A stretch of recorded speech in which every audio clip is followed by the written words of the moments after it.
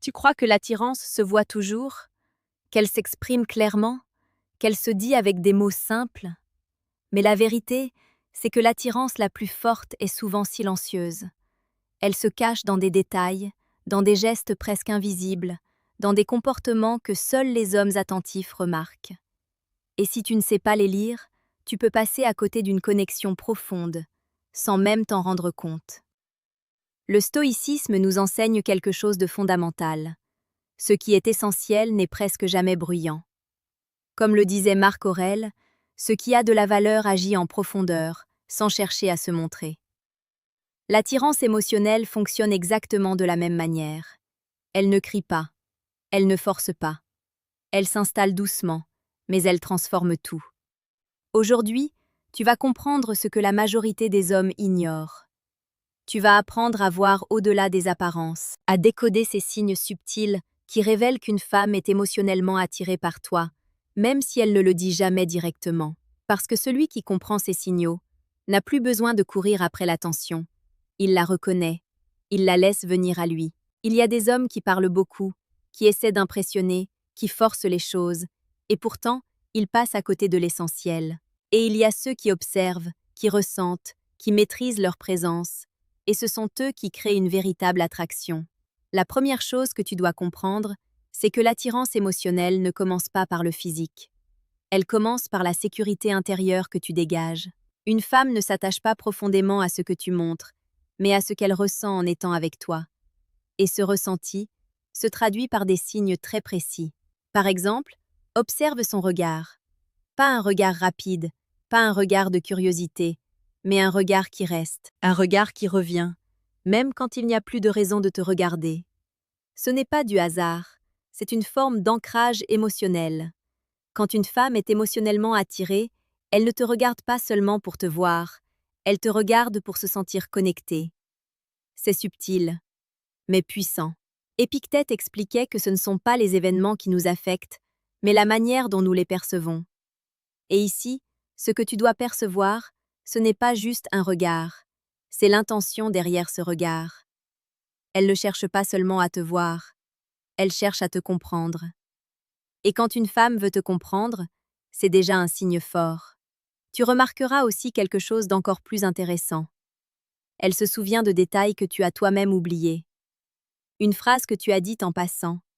Une préférence que tu n'as même pas soulignée. Une anecdote que tu pensais insignifiante. Pourquoi? Parce que son esprit t'accorde une place particulière. Sénèque disait que là où va ton attention, va ton énergie.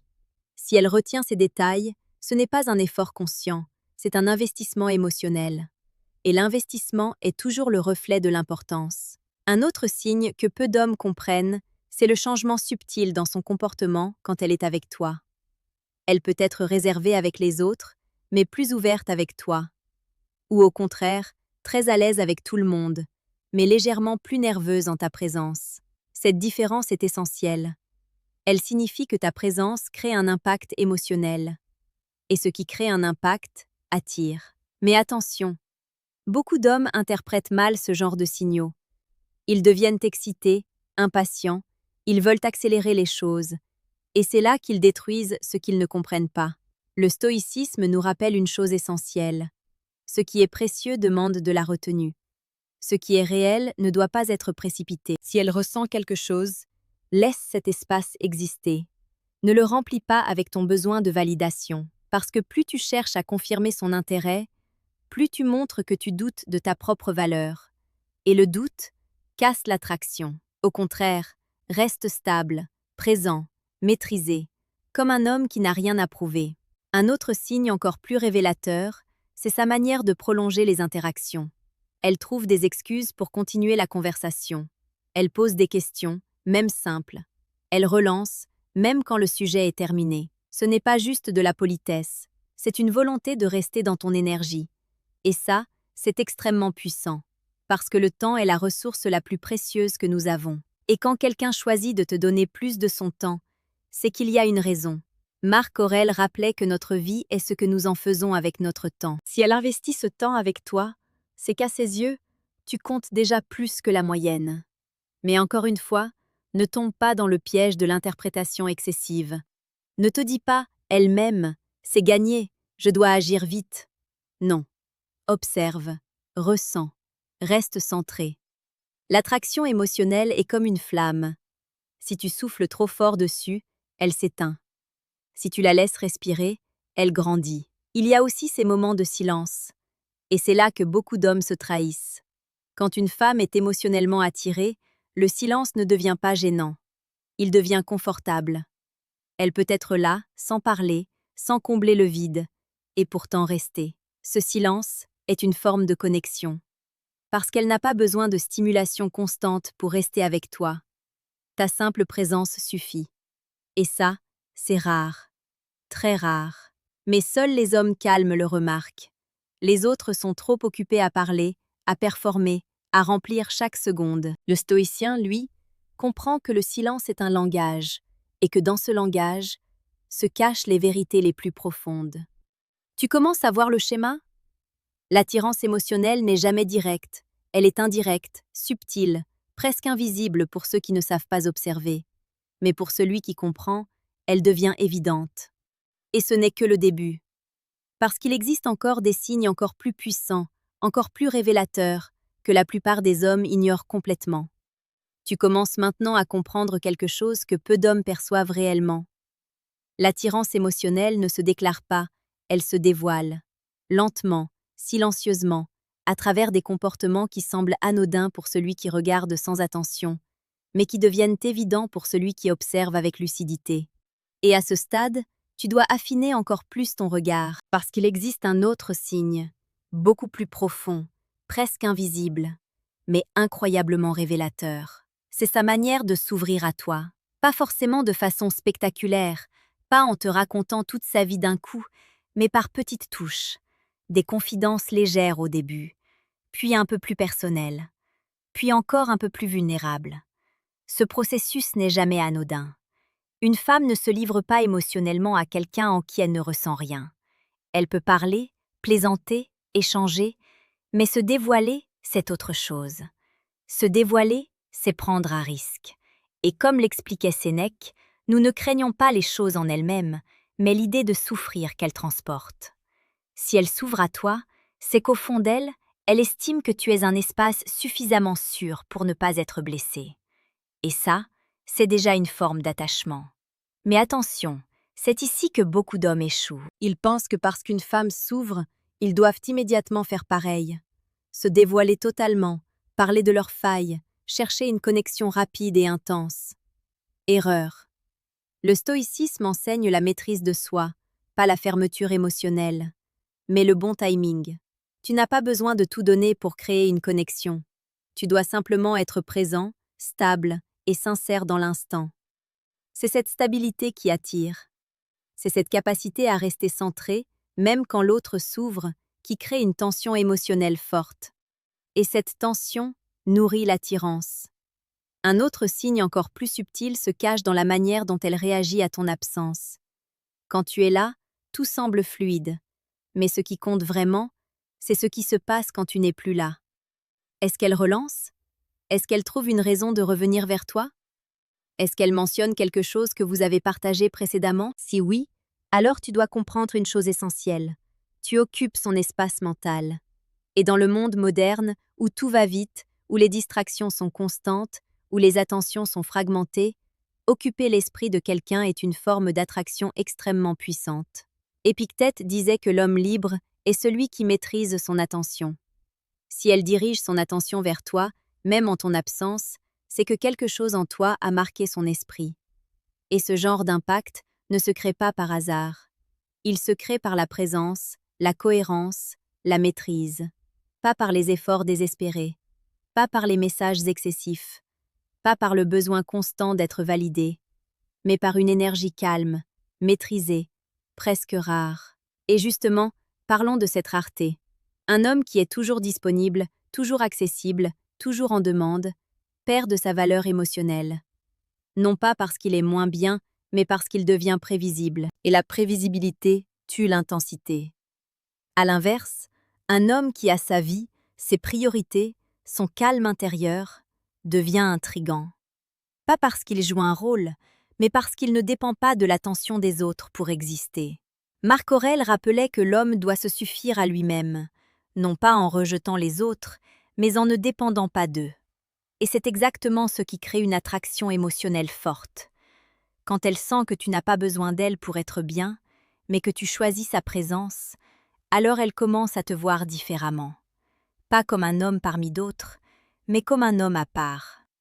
Il y a aussi un autre détail, souvent négligé, mais très révélateur. Son langage corporel. Pas celui que tout le monde observe, comme le sourire ou le contact visuel, mais les micro-comportements. La manière dont elle s'oriente vers toi, la façon dont elle ajuste sa posture, le léger rapprochement inconscient. Le fait qu'elle se synchronise avec ton rythme, ton ton, ton énergie, ce sont des signes d'alignement. Et l'alignement précède toujours l'attachement. Parce que quand deux personnes commencent à se synchroniser naturellement, cela signifie que quelque chose de plus profond est en train de se créer. Mais encore une fois, cela ne doit pas te pousser à agir dans la précipitation. Le stoïcien comprend que ce qui est en train de se construire doit être respecté. Pas accéléré, pas forcé, pas manipulé, respecté. Parce que l'attraction émotionnelle n'est pas un jeu de technique, c'est une conséquence. La conséquence de ta manière d'être, de ta capacité à rester calme dans un monde agité, de ta capacité à écouter sans chercher à répondre, de ta capacité à exister sans chercher à impressionner. Et c'est là que se fait la différence entre les hommes qui attirent et ceux qui poursuivent. Les premiers comprennent, les seconds cherchent. Et dans cette différence, tout change. Mais il reste encore une dimension que tu dois absolument saisir. Une dimension que la plupart des hommes ignorent complètement et qui pourtant détermine si cette attirance va grandir ou disparaître. Parce que reconnaître les signes, c'est une chose. Mais savoir comment ne pas détruire cette attraction en est une autre. Et c'est exactement ce que tu vas découvrir maintenant. Il y a un moment précis, presque imperceptible, où tout se joue. Un moment où l'attirance émotionnelle existe déjà, mais n'est pas encore solide. Un moment fragile, où un seul comportement mal maîtrisé peut tout faire basculer.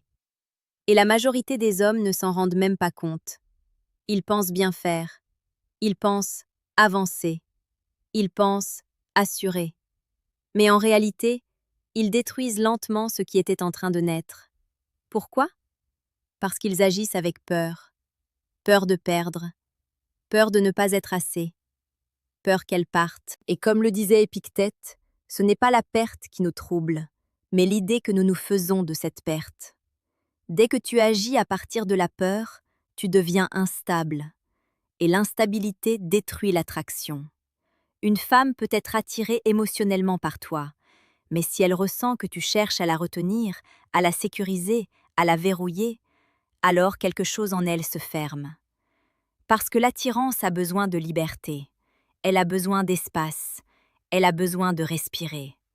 C'est là que le stoïcisme devient ton plus grand avantage. Parce qu'un homme stoïque ne cherche pas à posséder, il ne cherche pas à contrôler, il ne cherche pas à forcer une issue. Il observe, il comprend, il accepte. Et paradoxalement, c'est ce détachement qui attire le plus. Marc Aurèle écrivait que ce qui doit arriver arrivera, et que l'homme sage agit sans attachement au résultat.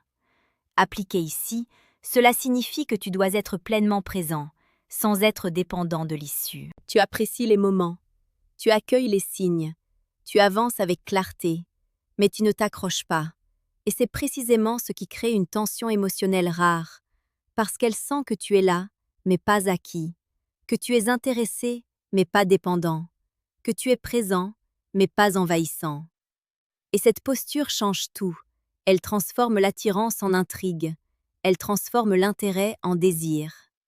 Il y a aussi un autre piège, plus subtil encore, celui de vouloir confirmer trop vite. Beaucoup d'hommes, lorsqu'ils perçoivent ces signes, ressentent le besoin de mettre des mots, de clarifier, de sécuriser.